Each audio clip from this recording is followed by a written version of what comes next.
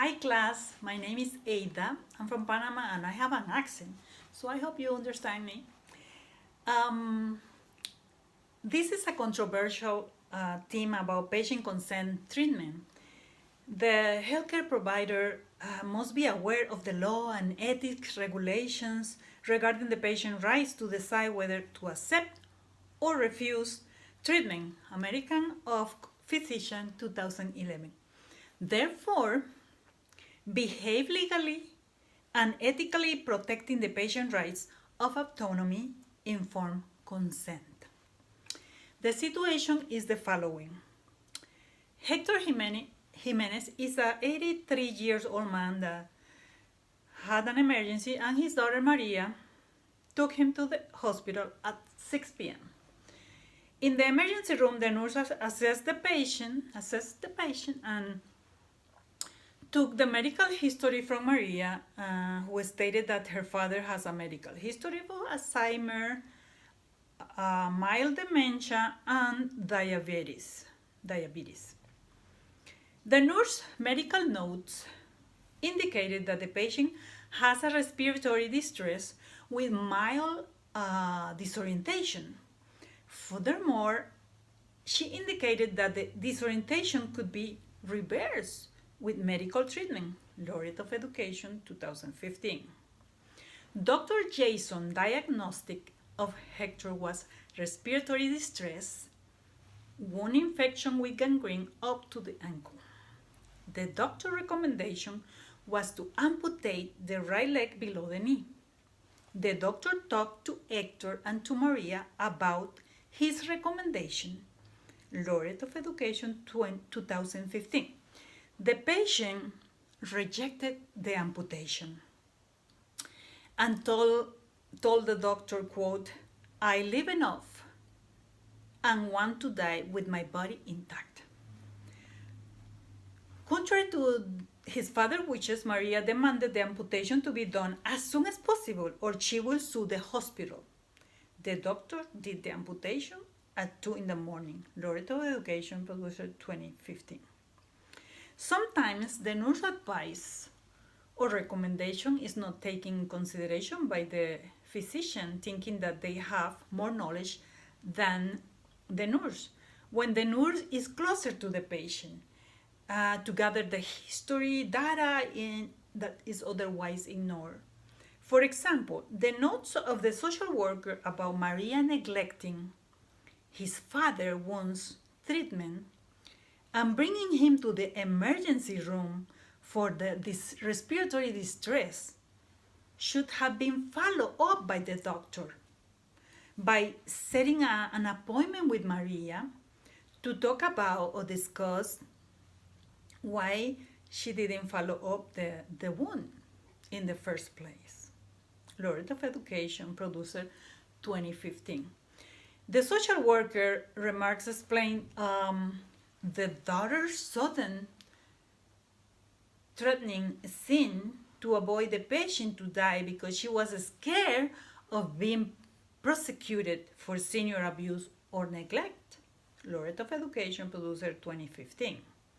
The doctor should have started the respiratory distress treatment as well as the wound infection control with antibiotics as soon as possible so he could rule out that the patient was disoriented because of the respiratory distress.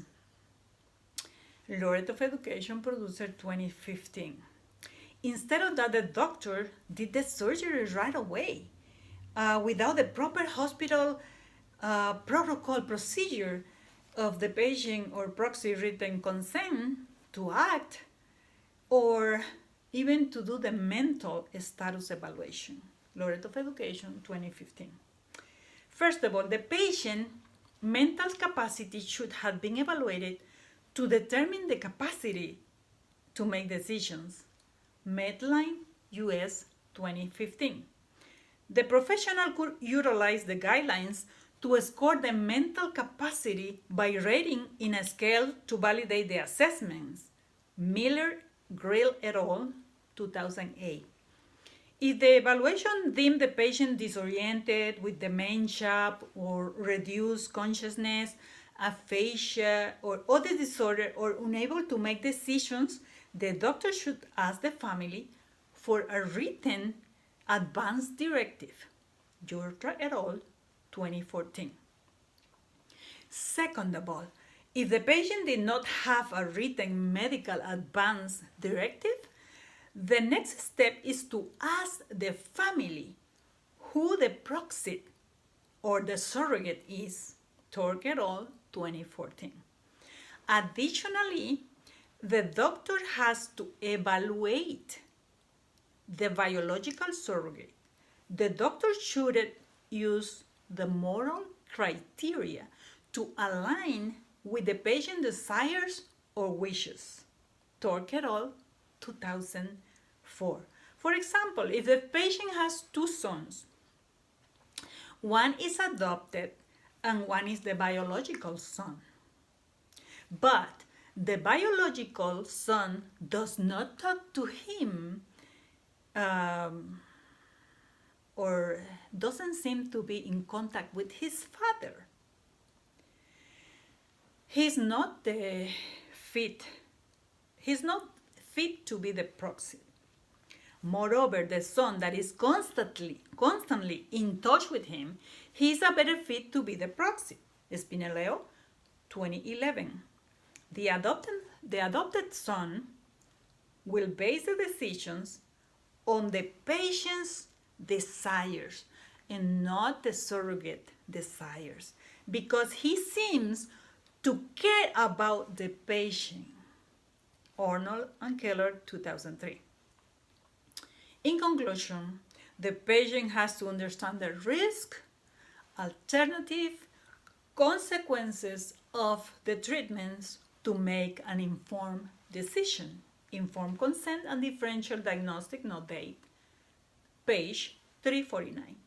It is the responsibility of the administrator to train the personnel about the hospital policy and procedures regarding the autonomy of the patient, to ensure proper care of the patient, avoid harm or unnecessary treatment, as well as to avoid hospital litigations. Thank you so much. I was a little bit nervous, but I got over with this. Thank you. Bye-bye.